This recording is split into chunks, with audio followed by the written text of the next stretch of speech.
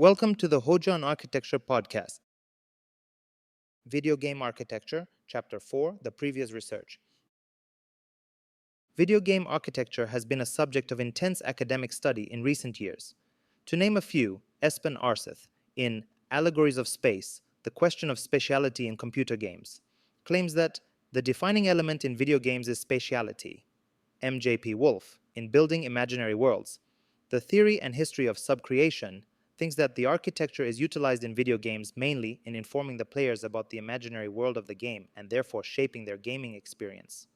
Michael Nitsche, in Video Game Spaces, Image, Play and Structure in 3D Worlds, suggests that architecture can help describe how a game world can gain significance. Friedrich von Boris et al. Sets in Space-Time Play, Computer Games Architecture and Urbanism argue that interdisciplinary exchange between architecture and game design is mutually beneficial and suggest that this would lead to a new form of interactive space. And Mark Bonner, in analyzing the correlation of game worlds and built reality, depiction, function, and mediality of architecture and urban landscapes, provides a foundation of an academic synthesis of architectural thought with game studies and discusses theories from architecture that describe and help us understand how architecture in games, like authentic architecture, uses styles and forms to refer their material entity to actual functions and internal contents. Another study, Ernest Adams' The Role of Architecture in Video Games, categorizes the primary and secondary functions of architecture in video games. The primary functions are listed as supporting gameplay, establishing boundaries that limit the freedom of movement, hiding valuable or dangerous objects from players and players from each other, encouraging to jump across, climb, and avoid, stimulating the exploration feeling, where the secondary ones were giving clues through familiar spaces, taking advantage of the ideas via referring real buildings, creating a sense of unfamiliarity as well, if needed, generating a sense of mystery, fabricating a sense of danger, designing a light-hearted and funny environment, if the game is not supposed to be wild, relying on cliches and stereotypes to set a scene and establish player expectations quickly. Yet another study, Narrative Spaces, by Henry Jenkins, mentions the narrative side of game architecture. According to him, environmental storytelling creates the preconditions for an immersive narrative experience in up to 4 different ways. Evocative spaces, when the game takes part within a larger narrative system of books, films, comics, and other media. Games here play an essential role in giving concrete shape to memories, allowing one to wander and interact. Enacting stories occurs when the spatial stories are brought together by defined goals and driven by the player's movement across the map. Here, the principles of environmental storytelling are utilized once more since the organization of the plot becomes a matter of designing the geography. Embedded narratives, when the game designers develop 2 kinds of narratives. One is unstructured and controlled by the players as they explore the space, and the other is pre-structured but embedded within the mise-en-scène awaiting discovery, and emergent narratives, and when the game is not merely pre-programmed stories. So-called sandbox or dollhouse genres are examples of decent quality, as players define their own goals and write their own stories. Jenkins also summarizes these 4 ways as follows. In the case of evoked narratives, the spatial design either enhances the sense of immersion with a familiar world or communicates a new perspective on a known story through alternative details. In the case of enacted narratives, the story may be structured around the character's movement through space. In the case of embedded narratives, the game space becomes a memory that pleases the user to decipher and unravel. In the case of emergent narratives, game spaces should be designed to be rich in narrative, allowing players to construct their own stories. In the study, Viva Piñata, Tor Lindstrand puts forward that working with architecture in virtual worlds means researching the specific properties of those worlds, including how they are constructed, how their sites and subjects are conceptualized, and so on. Whether we like it or not, virtual architecture exists in this world, with or without the help of architects. In recent years, the trend of game studios hiring formally trained architects has become increasingly apparent.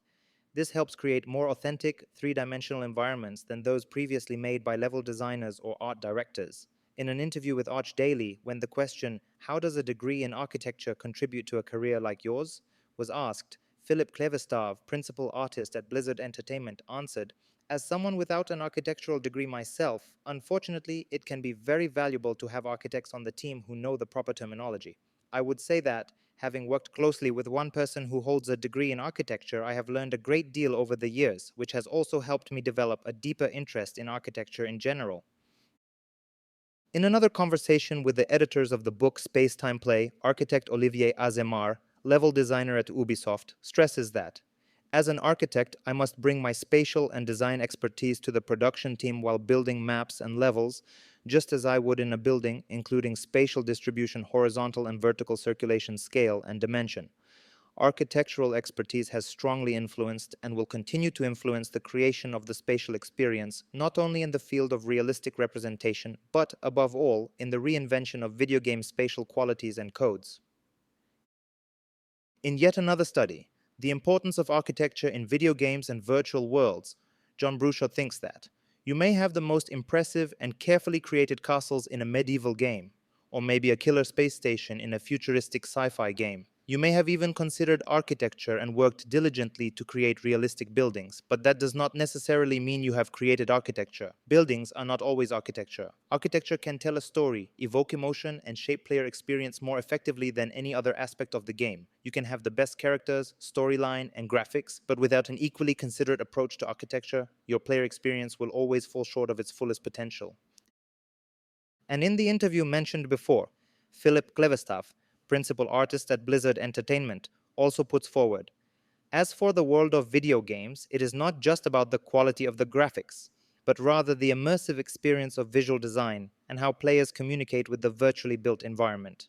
Before beginning work on any map, numerous references are gathered, and the dominant and recognizable architecture for the area is identified. Cultural references are also essential. What kind of food is popular here? What modes of transportation stand out? Are there any specific celebrations or festivals that are very local to this area?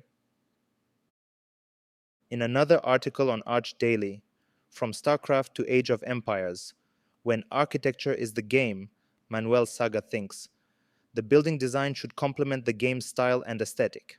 In StarCraft, for example, the Terrans are humans of the future with super tech buildings that can fly.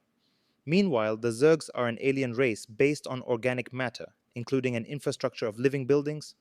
In both cases, the construction of both races should be easily recognizable by the players.